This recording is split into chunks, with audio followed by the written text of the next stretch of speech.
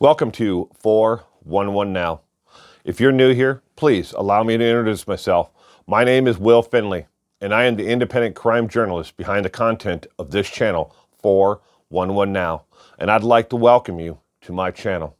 To all my returning subscribers and viewers and supporters who've been with me all of 2021, I would like to thank you again for being here with me.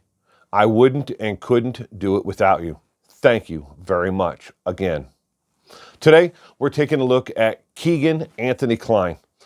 Who is he, and is he actually the murderer of Abby and Libby in Delphi, Indiana? You surely have seen the YouTube videos and live streams that have been speculating about who Kegan Anthony Kline is immensely. It has been the flood of and the scourge of the actual YouTube, true crime community. Everyone is talking about it. Is he the fat man on the bridge? Is he responsible for what happened to Libby and Abby? Is he the person? Is he the missing link? Is he finally the clue that is going to solve this crime? Well, I'm here to burst your bubble, because Kegan Anthony Kline, according to the state police department and the local police department there, the Purdue and police department, Kegan Anthony Kline has passed the polygraph test that he was ever involved in the actual murders of Abby and Libby. He is not involved, nor has he been named a suspect, so much so that the state of Indiana Police Department and several law enforcement agencies who have been investigating the crime and the murders of Abby and Libby have released not one, but two separate statements saying he is not a suspect in this murder. He is a person that they are trying to wrap up and finish the investigation, and somehow in the circle of the investigation, they came upon his name and what he was doing. And we'll get into what Kegan Anthony Kline did and who he is and where he's from here in just a minute.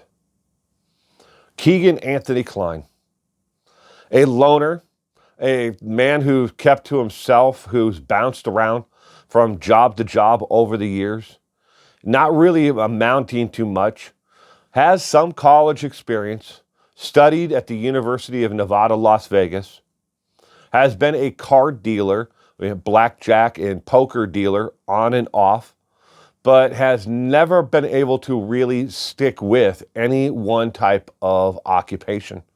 And yes, he's even worked security for a marijuana grow operation, and he's worked security, armed security guard, and for a couple of other places. Is it known if he has a concealed carry permit or if he owns firearms? Could he have been the man who forced Abby and Libby down the hill at gunpoint because they didn't want to go with him? Well, at this point, the law enforcement agencies who are investigating this crime against Abby and Libby, the murders of Abby and Libby, have said that he is not the suspect in those crimes, that he may very well be connected to somebody who actually committed the crime. Or maybe he's just another stone that they've unturned along the way during the investigation. But does he own firearms? There are no national registries to say if he owns a firearm or not. And no firearms were actually seized during the search warrant on February 25th, 2017, when law enforcement came to his residency and seized electronic devices, several cell phones, several tablets, and other information that is in part of the investigation into what he did. Kegan Anthony Kline has connections or victims in all of these parts of the state of Indiana. Hammond, Indiana. Royal Center, Indiana. Galveston, Indiana. Bunker Hill, Indiana. Indianapolis, Indiana. Kokomo, Indiana. and Monterey, Indiana.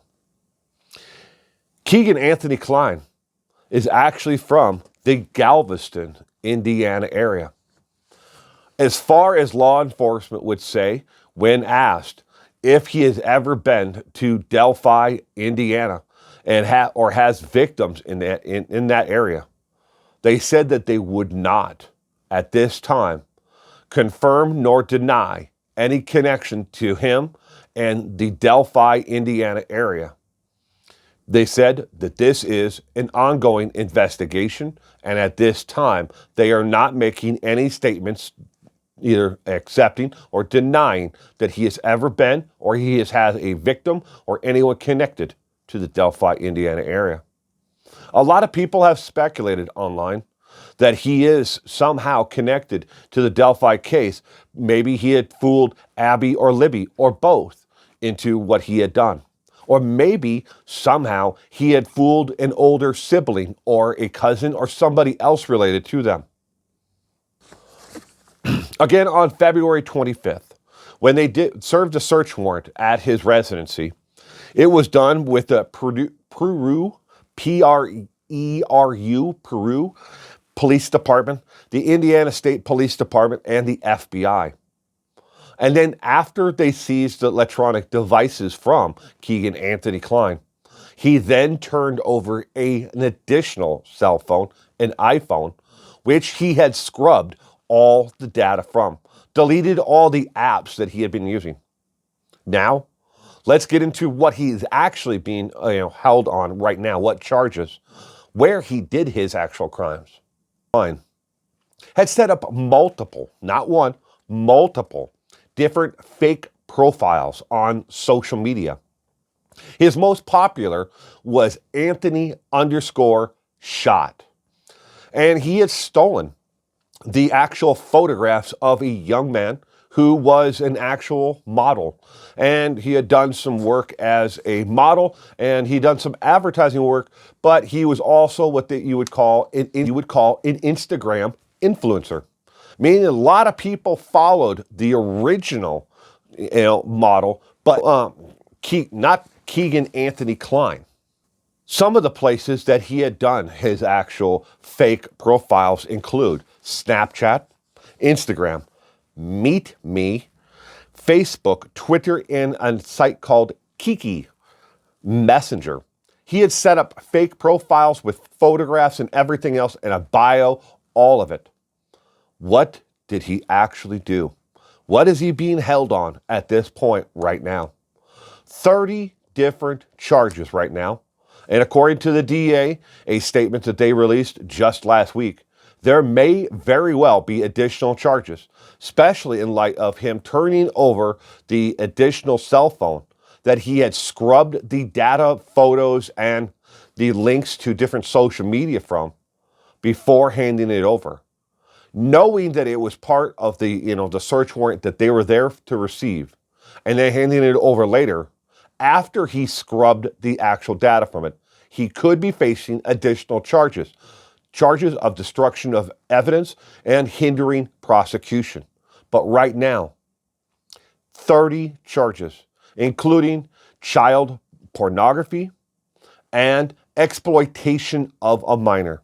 It also says in the FBI's paperwork and submitted to that the Associated Press received that Kegan Anthony Kline moved to Spokane, Washington in 2019 before returning to Indiana. Was he planning to stay in Indiana?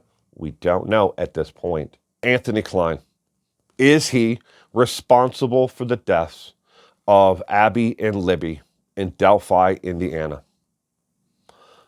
At this point right now, according to the release from information from the law enforcement agencies, state, local, and federal, being the FBI, he is not the actual suspect. He is not the individual who was seen on the bridge that day, who was photographed by Abby and Libby, and they have the audio recording of where the individual said, "Get down the hill." He is not that individual, but somehow he is connected. The web address you see now on your screen is where you can leave a tip.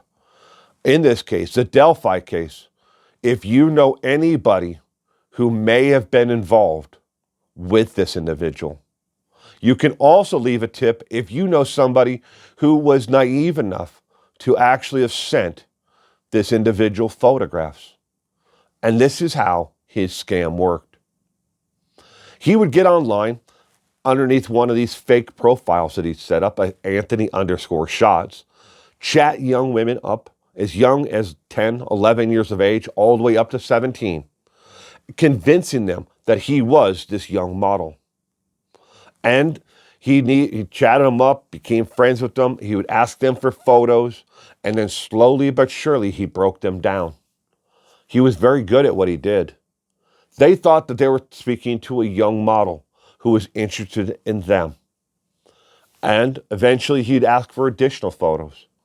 He'd do this over and over again. Thousands of times he did it. And out of those thousands of times he did it, he got a couple hundred responses. From those couple hundred responses, from asking for photographs, nudes, complete nudes, and semi-nude photos, he got a great deal of young women to actually go along with it and send him these nude photos. Now, as disgusting as that is for what he did, part of the blame falls on your shoulders, my shoulders, and all of society's.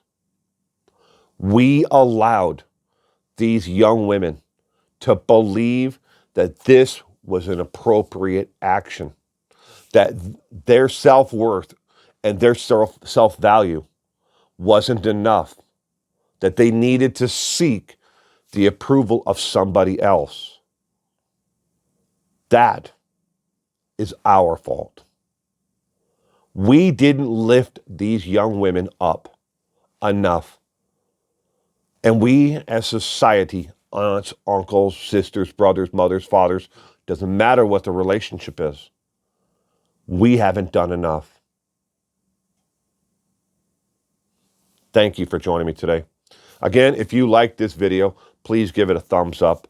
If you're new here, I hope you will stick around to watch some more of my content. And if you do, please consider subscribing and have a great day.